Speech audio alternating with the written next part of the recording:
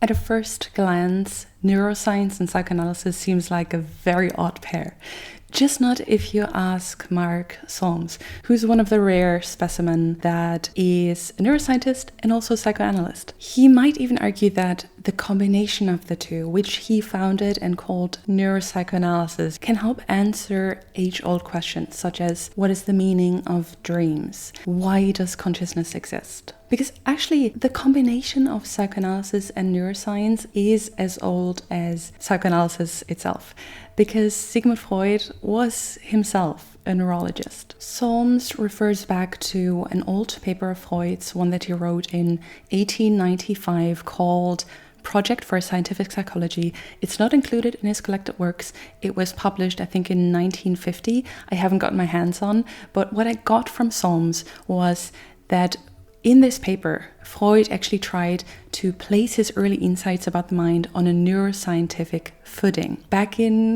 1900, the scientific methods at his time were just not good enough to actually do this, to put Freud's insight into the minds, about the minds, on a neuroscientific footing. And so, as Solms writes, that actually led Freud to develop the method of psychoanalysis, to gain insight into the mind, not through the neuroscientific route, because that was blocked, that was not yet possible, but through the psychological route. And the psychological route that Freud took was the interpretation of dreams. He called dreams the royal road to the unconscious, or in German, Der Königsweg zum Unbewussten. And it was his work, the interpretation of dreams in 1900, that put psychoanalysis on the maps. And in it, he argued that dreams are neither prophecies, which was argued for in the Bible, nor were they meaningless, which, many people thought as well, but that dreams are wish fulfillments. If we come back to neuroscience, you might say that Solms takes over where Freud had to stop. And this is precisely what Solms does in his magnificent and very complex book, The Hidden Spring. I read it on the Kindle. You can also get your version in print. I can really recommend it. Solms, if you can, watch interviews with him, because I just think he's such a magnificent thinker, such a kind, sweet person who thinks very critically, thinks very in-depth, and is very open to discussion. So in this book, he not just makes the case for the spring of consciousness not being, in the frontal cortex, but rather in the brainstem. And he argues that the purpose of consciousness is that we feel feelings, which is very interesting from a psychodynamic approach or perspective, because we focus on feelings so much. But also, in this book, he summarizes his revolutionary findings, if I may say so, on the neuropsychology of dreams. And that is exactly what I want to focus on in this video. So let's start with some context. Solms became a neuroscientist because he really wanted to understand the meaning and origin of consciousness. But soon he found that neuropsychology excluded an important thing, the psyche. He quotes the famous neurologist Oliver Sacks, who said, "Neuropsychology is admirable, but it excludes the psyche. It excludes the experiencing, active, living I." And, back in the day, if you wanted to study aspects of consciousness, the only area that was proper to study was the distinction between wakefulness and sleep. So this is where Solms started. He actually found a big gap in the literature on how damage, to different parts of the brain affect dreaming. But of course, whenever you want to study dreams, you are confronted with their subjectivity. You cannot read the contents of someone's dream. There's no way, not through an fMRI, EEG, PET scan, to really, be able to see the contents of one's dream in a scanner. It's not possible. And you need to rely on subjective reports, and not just subjective reports, but subjective reports you can only get after the dream occurred. So when we deal with contents of a dream, we deal with subjectivity. This sort of problem had long been neutralized in neuroscience by the discovery of the connection between REM sleep and dreaming. They found, if you study someone who is asleep and you put, an EEG on them, you would see that about 90 minutes into sleep, brain activity increases almost to levels of wakefulness. And despite that, the body is paralyzed. And this was why it was first called paradoxical sleep, because of almost being awake and yet being asleep at the same time. But then due to the rapid eye movement that occurs in this phase, it was later called REM sleep, rapid eye movement sleep. From then on, dreaming was equated with REM sleep. They were basically considered to be the same thing. And now dreaming could be studied physiologically. And they thought that once the neurological mechanisms for REM sleep would be uncovered, we would understand why we dream. And the neurological basis of REM sleep was eventually found in the cholinergic brainstem. More on that later. And, not in the frontal cortex. So the conclusion was then that dreams were physiologically rather than psychologically motivated. And so, dreams don't represent wish fulfillment, as Freud said. They're motivationally neutral, they're meaningless. And with that, one could finally get rid of all that Freudian nonsense. Enter Solms. As if he hadn't heard of all those new big fancy discoveries, Solms was still very interested to study the subjectivity and the contents of dreams.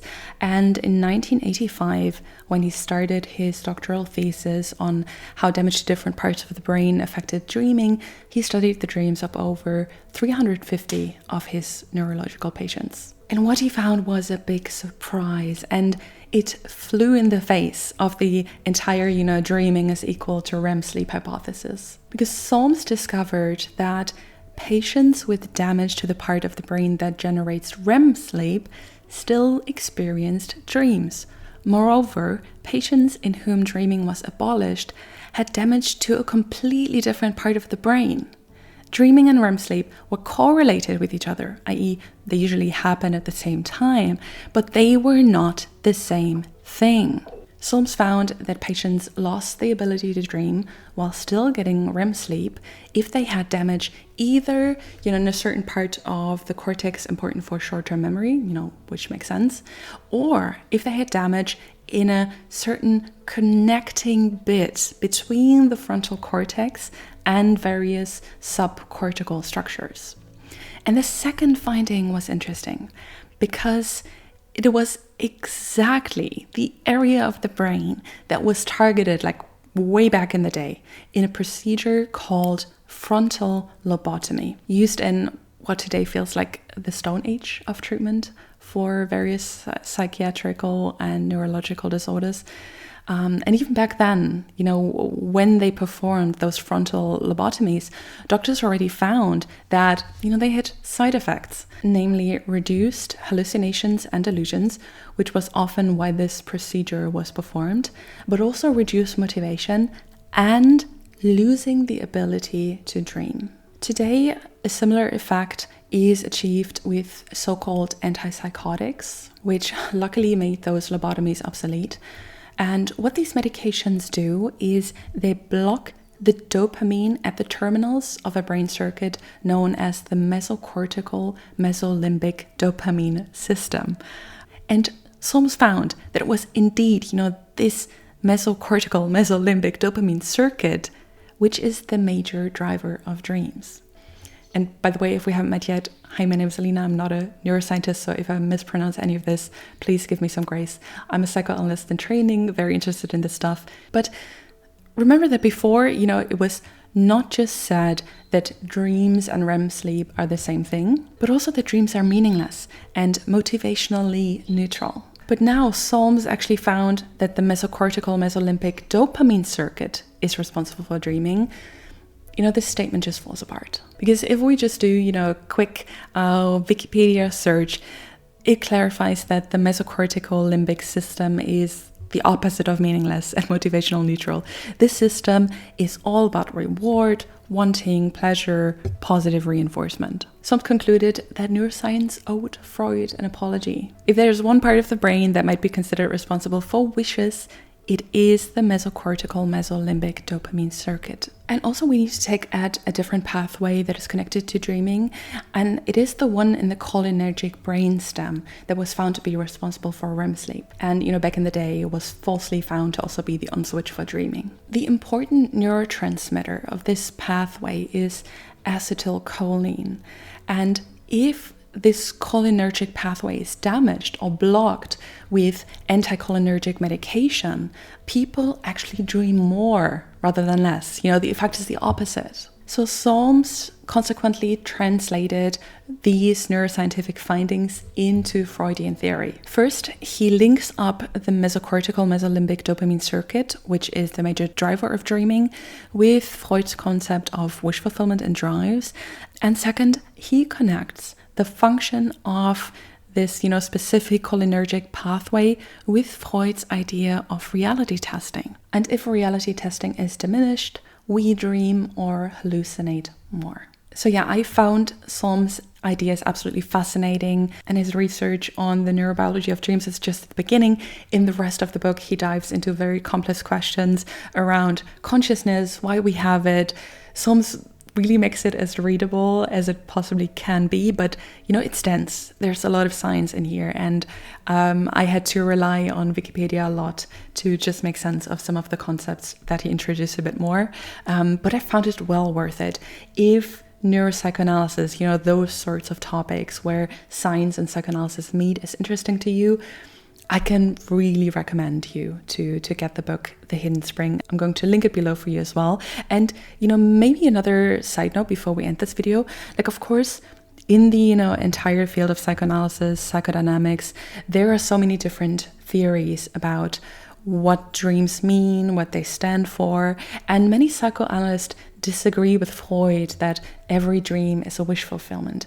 There are so many more ideas. Jung, for example, argued that different parts of us and inner conflicts can show up in dreams, not just in, something that should be repressed and is unwanted, but also something that we can use creatively, productively for problem solving. I also recently read Fairbairn, I might make another video about him in the future, who said that dreams are dramatizations or shorts of situations existing in inner reality, which is the modern foundation for a modern understanding of dream interpretation, that dreams contain not just wish fulfillments, which sometimes they do, but also information about potentially inner conflicts and about the self and the object. There's so much more to dreams and their interpretation. I'm by no means a specialist yet, but I wanted to comment that the field of psychodynamics, there's a vast and detailed tradition of dream interpretation that goes way beyond Freud's ideas. So yeah, it would be really interesting for Solms to expand on this a little more.